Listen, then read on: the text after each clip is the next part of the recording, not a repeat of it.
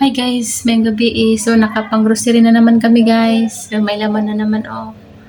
Yan, may laman. Yan, may laman na siya. May mga laman na din.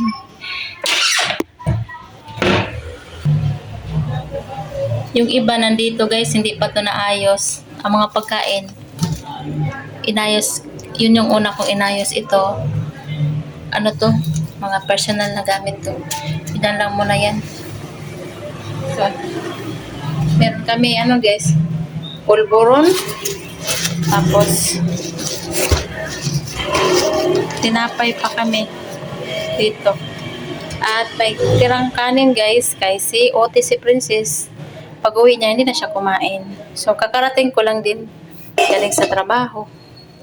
So, magluluto ako ngayon ng pancit canton kay ulam namin. Ulam ko pala ngayon. Tik-tik naman pala ton lasa guys. Tik-tik siya. Sa Bisaya lang ano niya kung ano yung tik-tik. Yung sa ano lang mais.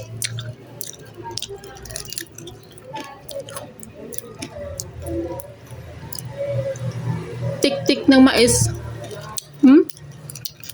Kaya ko naman kulang pulburon.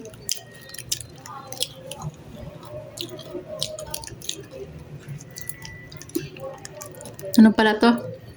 Tik-tik ng mais to.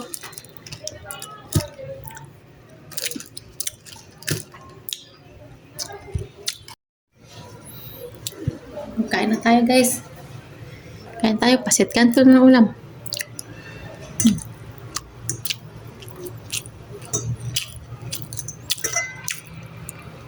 Itong pancit canton tsaka noodles. Prepare lang namin to. Kasi mag-ote-ote kami. Tapos hindi kami makapagluto. Ito agad ang inan namin. Kasi mabilis lang maluto.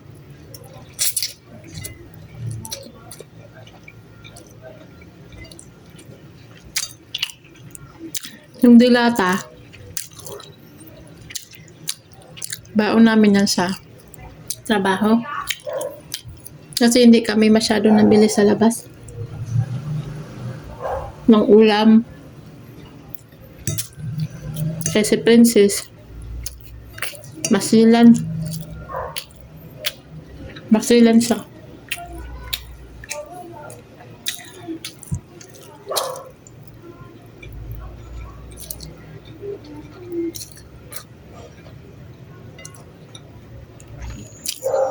Gusto niya siya magluluto.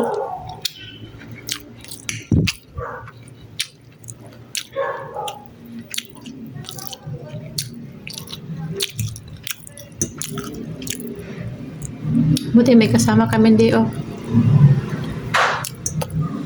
Siya yung ote. Kung wala, naku, bunta na naman kami. Asama pa naman ang pakiramdam ko. Nanghina ako na sobrang sakit ng katawan ko.